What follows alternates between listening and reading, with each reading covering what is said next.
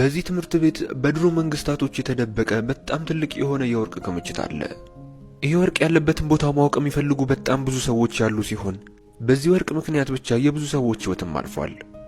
እናም ይሄ ጆን የተባለ መርማሪ ፖሊስ ይሄ ወርቅ ያለበትን ቦታ ለማጋለጥ ሲል ተማሪ መስሎ ወደዚህ ትምህርት ቤት ይገባል። ነገር ግን እዚህ ትምህርት ቤት ውስጥ ባወቃት አንዲት ሴት ምክንያት ነገሮች እንዳልጠበቁት ሄደው ሁሉም ነገር ብልሽት ይወጣበታል። ጆንም ይህንን ጉዳይ ለማስተካከል ሲል በጣም ብዙ ውጣ ወረዶች ውስጥ ይገባል። ዛሬ የዚህን ታሪክ መጨረሻ የሚያሳየንን እጅግ በጣም ምርጥ የሆነ ፊልም ይዤላችሁ ቀርቤያለሁ። እንደምትወዱት ምንም ስለማልጠራጠር አዳዲሶች ቻናላችንን ሰብስክራይብ፣ ሁላችንም ደግሞ ይህንን ቪዲዮ ላይክ እያደረግን 5000 ላይክ እናስገባው። ወደ ፊልማችን እንለፍ። ይመቻችሁ።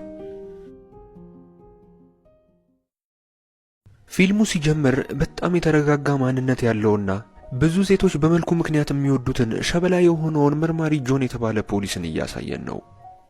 ጆንን ብዙ ሰዎች በመልኩ ምክንያት ልፍስፍስ እንደሆነ አድርገው ያስቡታል። ነገር ግን ጆን ያመነበትን ዓላማ ሳይፈጽም ወደ ኋላ የማይመለስና አስገዳጅ ሆኖ ከተገኘ የአውሬ ማንነትን ማሳየት የሚችል እጅግ በጣም ምርጥና ጀግና ሰው ነው። አሁን ላይ ጆን በሚስጥራዊ የስለላ ሥራ ላይ ያለ ሲሆን በአለቆቹ ትዕዛዝ መሰረት አንድ የወንበዴ ቡድኖችን ለማጋለጥ ወንበዴዎቹ ወዳሉበት ስፍራ ላይ ሄዱ ተገኝቷል። እነዚህ ወንበዴዎች ለረጅም ዓመታት ተቀምጦ የነበረን የሀገር ቅርጽ የሰረቁ ሲሆን ጆንም በድብቅ እየተከታተላቸው ፎቶ በማንሳት በቀጥታ ለአለቃው ያሉበትን ሁኔታ ያሳየዋል። የጆን አለቃ የሆነው ኮማንደር ፖሊስም እነዚህ ሰዎች ለረጅም ዓመታት የተቀመጠን ቅርጽ በመስረቃቸው በጣም ነበር የተናደደው። እነዚህ ወንበዴዎችም በጣም አደገኛ ስለነበሩ ኮማንደሩም ለጆን ካለበት ሁኔታ አንጻር በጣም መጠንቀቅ እንዳለበት ለጆን በደንብ ያስረዳዋል። ጆንም ለአለቃው ምን ማድረግ እንዳለበት የሚያቅሰው እንደሆነ እየነገረው ከሱ ፍቃድ ብቻ እየጠበቀ እንደሆነ ይነግረዋል። አለቃውም ለጆን ፍቃድ እንደሰጠው ጆን ምንም ሳይፈራ ከተደበቀበት በመውጣት ወደ ሰዎቹ ይሄዳል። ጆን ጉዳያቸውን በሰላም ሊጨርስ እንደሚፈልግ ሲነግራቸው ወንበዴዎቹ አንተ ደግሞ የማን ተላላኪ ነህ በማለት ያሾፉበታል።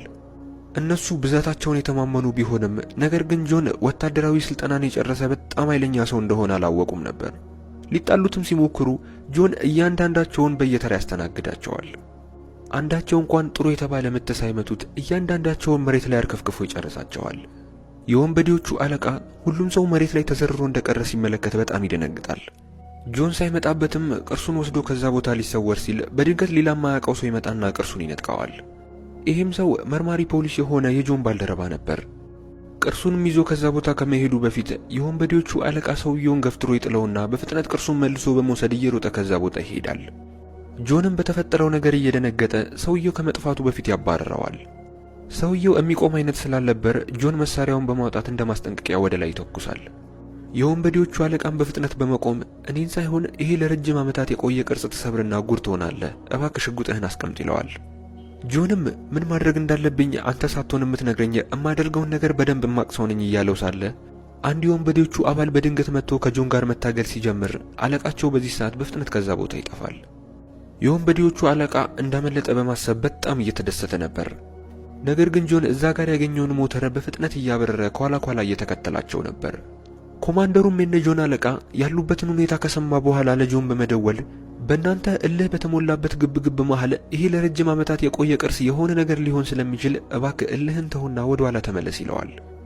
ከቅርሱም አልፎ የጆን ሕይወት አደጋ ላይ ቢሆንም ጆን አለቃውን ሳይሰማ ወንበዴውን ማባረሩን ይቀጥላል።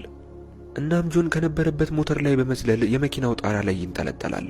ሊያስወድቁትም በጣም ቢታገሉትም ጆን ግጥም አድርጎ ስለያዘ ሊያስወድቁት አልቻሉም ነበር። ያደረገውንም ሄልሜት በመውለቅ የመኪናውን ሩፍ ለመስበር ይሞክራል።